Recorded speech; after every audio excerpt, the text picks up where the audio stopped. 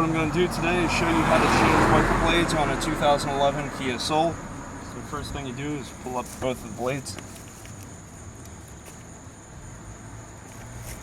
These are J style, so you basically flip it up like that and you just pull down and you take them off. Same thing for the other side.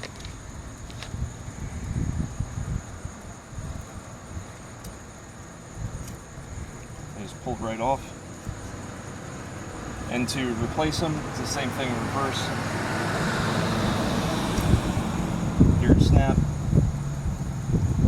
and then replace the wiper. Same thing here.